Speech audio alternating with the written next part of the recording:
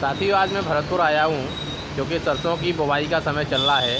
तो आज मैं यहाँ पर सरसों अनुसंधान केंद्र में आया हूँ और आज हम यहाँ पर मिलेंगे प्रधान वैज्ञानिक डॉक्टर अशोक कुमार शर्मा जी से और उनसे सरसों की बुवाई और उसकी बीज खाद के बारे में और उन्नत किस्मों के बारे में जानेंगे।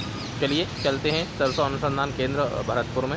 साथियों, मेरे साथ में हैं भरतपुर सरसों अनुसंधान केंद्र के प्रधान वैज्ञानिक डॉक्टर अशोक कुमार शर्मा जी। बात है, इस समय है बुवाई का सीज़न सरसों का, तो हमारे किसान साथी इस समय सरसों की बुवाई करें तो कौन सी किस्मों का चयन करें, या हमें जो निदेशालय है सरसों अनुसंधान केंद्र है वहाँ पर कौन सी किस्में उपलब्ध हैं जिनकी हम इस समय बुवाई कर सकते हैं। हाँ, देखिए किसान भाइयों, इस समय आप देख ही रहे हैं कि जलवायु में बहुत परिवर्तन आ गया और अक्टूबर माह के अंदर भी जब सरसों की बुआई का एक तरह से समय होता था तो बहुत ज़्यादा कई इलाकों के अंदर सामान्य से भी अधिक बरसात हो गई है और खेत में पानी भर गया है। तो वैसे तो पूरे अक्टूबर माह को हम उपयुक्त मानते हैं सरसों की खेती के लिए। अगर विशेष परिस्थिति के अंदर आप 5 या 10 नवंबर तक भी बुआई करते हैं तो अभी जो वर्तमान का जलवायु परिवर्तन को देखते हुए हम ये कह सकते हैं वो भी एक तरह से सामान्य बुआई की श्रेणी में आएगा। अभी जो समय से बुआई के लिए है, जिसके लिए अच्छी किस्मों में गिरिराज किस्म है, RH 749 किस्म है, DRMR 1165-40 है, RH 725 है। ये ऐसी किस्में जिसको आप करीब करीब 30 अक्टूबर तक 5 नवंबर तक बुआई कर सकते हैं। इसके बाद भी अगर कोई विशेष परिस्थिति ऐसी बनती है कि आप 15 नवंबर के बाद में अगर आप जाते हैं तो आपको फिर देरी से उपयुक्त किस्मों की बुआई करनी पड़ेगी, जिसके तहत में हमारे निदेशालय द्वारा ब्रजराज किस्म को विकसित किया गया था, एक राधिका किस्म को विकसित किया गया था। तो यह किस्में देरी से बुआई के लिए उपयुक्त किस्म है। हमारे वैज्ञानिकों द्वारा कुछ गुणवत्ता वाली किस्मों का भी विकास किया गया है, जिसके अंदर यूरिक एसिड और ग्लूकोसिनोलेट की मात्रा बहुत कम होती है। तो अगर कुछ किसान भाई गुणवत्ता युक्त वाली सरसों खेती करना चाहते हैं तो उसके लिए PM 30 और PM 31 हमारे पूसा संस्थान द्वारा विकसित की गई किस्में, उनका प्रयोग भी वो कर सकते हैं। तो ये सब किस्में हैं जो अपनी परिस्थिति के अनुरूप आप निर्णय करें कि हमें कौन सी किस्म का बुआई करनी है। ये सारी किस्में अभी अक्टूबर माह में बोई जा सकती हैं। जी जी जी जी जी जी। तो एक बार ज़रा मार्गदर्शन करें कि सरसों की बुवाई के समय मुख्य तौर पर हमें कौन कौन सी खादें देनी चाहिए, उनकी मात्रा क्या होनी चाहिए और बीज की क्या मात्रा होनी चाहिए। हाँ, देखिए ये बहुत महत्वपूर्ण सवाल है किसान भाइयों कि अच्छी किस्म का चयन करने के बाद ये जरूरी है कि जो अन्य अनुशंसित शस्य क्रियाएं हैं उनको भी उपयोग किया जाए। अगर आप अच्छे बीज का चयन करेंगे और बाद में अन्य शस्य क्रियाओं का उपयोग नहीं करेंगे तो आपका उत्पादन क्षमता कम हो जाएगी, उतना फायदा नहीं मिलेगा। जहाँ तक बीज दर की बात है तो किसान भाइयों 1 हेक्टर के अंदर 3 से 4 किलोग्राम बीज पर्याप्त होता है।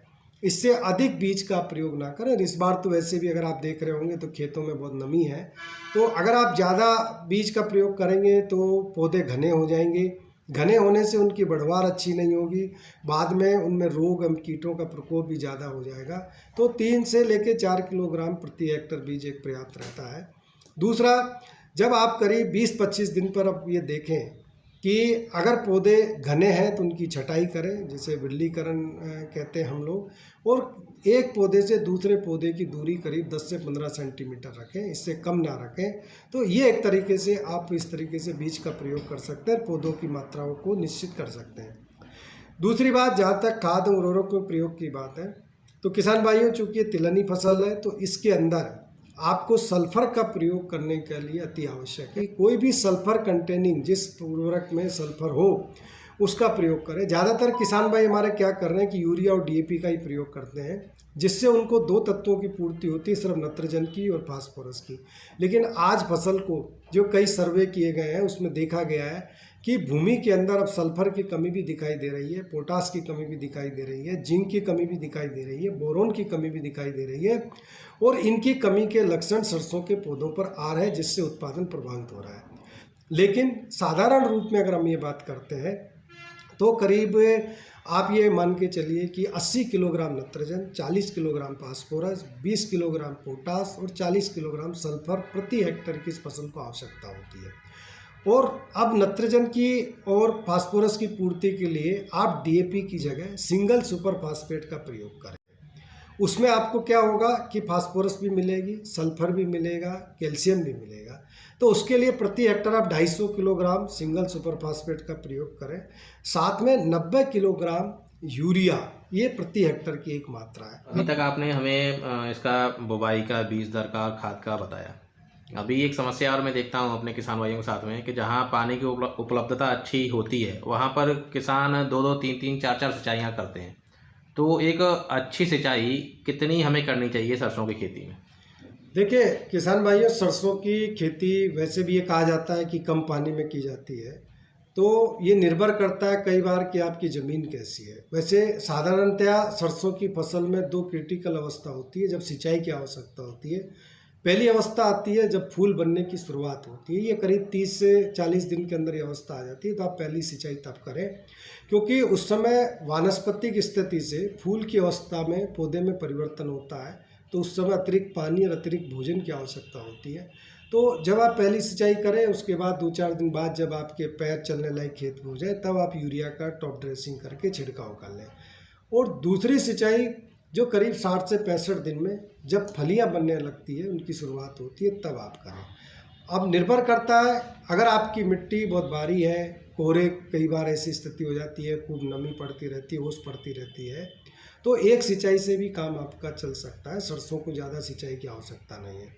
और यदि आपकी मिट्टी थोड़ी सी रेतीली है जिसमें पानी रुक नहीं पाता है, तो आप अधिकतम 3 सिंचाई सरसों की फसल में कर सकते हैं। लेकिन वो वहीं पर है जहाँ पर मिट्टी में जल धारण क्षमता बहुत कम होती है, तो वहाँ पर आप 30-35 दिन में पहली सिंचाई कर दें, 60-65 दिन में दूसरी सिंचाई कर दें, 90 से 95 दिन में तीसरी सिंचाई कर दें। एक चीज़ और मैंने सुना भी है काफ़ी लोगों से और शायद कहीं पढ़ा भी है कि अगर हम 2 से 3 पानी देते हैं सरसों में, तो जो सरसों में तेल की मात्रा होती है वह कम पानी वाली सरसों की अपेक्षा अधिक पानी देने वाली सरसों में कम होती है। तो यह बात सत्य है या इसमें कुछ? जी देखिए, ऐसा है, जो असिंचित अवस्था यानी कम पानी वाली अवस्था है, तो चूंकि उसमें पानी की मात्रा कम होती है, नमी की मात्रा कम होती है, उसमें तेल की मात्रा अधिक रहेगी। इसीलिए मैं किसान भाइयों से अनुरोध करता हूं कि आजकल जब आपकी बिक्री होती है तब तेल प्रतिशत की मात्रा पे होती है, तो सरसों में अधिक सिंचाई ना करें। अधिक सिंचाई होने से तेल की मात्रा पे असर पड़ता है, उसमें कमी आती है।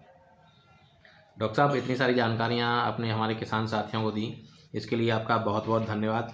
और आगे के लिए किसान भाइयों, हम फिर एक बार डॉक्टर साहब से मिलेंगे, जिससे कि हम आगे के समय की जो सावधानियां हैं, जो चीज़ें हमें सरसों की फसल के साथ करनी चाहिए, उनके बारे में जानकारी हम ले सकें। तब तक के लिए डॉक्टर साहब का बहुत बहुत धन्यवाद। धन्यवाद सर।